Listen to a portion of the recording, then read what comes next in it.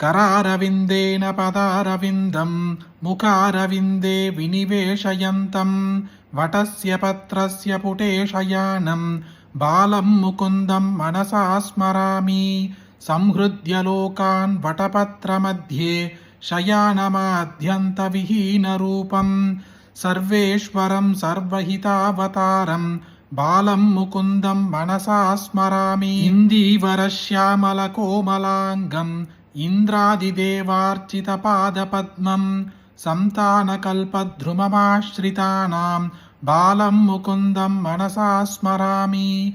लम्बालकं लम्बितहारयष्टिं शृङ्गारलीलाङ्गितदन्तभङ्क्तिं बिम्बाधरं चारुविशालनेत्रं बालं मुकुन्दं मनसा स्मरामि। शिख्ये निधायात्यपयोदधीनि बहिर्गतायां व्रजनायिकायां भुक्त्वा यथेष्टं कपटेन सूप्तं बालं मुकुन्दं मनसा स्मरामि।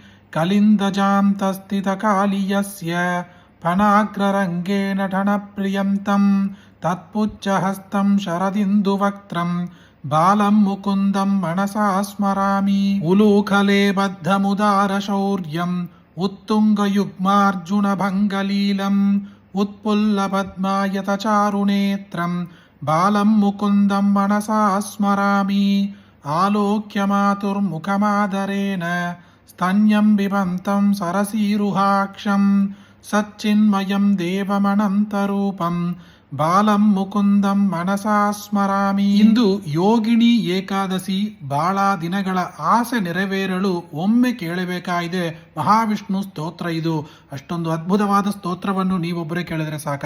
ನಿಮಗೆ ಗೊತ್ತಿರೋ ಎಲ್ಲರಿಗೂ ಶೇರ್ ಮಾಡಿ. ಈ ವಿಡಿಯೋಗೆ ಲೈಕ್ ಮಾಡಿ. ಮತ್ತೊಂದು ವಿಡಿಯೋದಲ್ಲಿ ಸಿಗೋಣ. ಜಯ ಜಯ ಶಂಕರ, ಹರ ಶಂಕರ.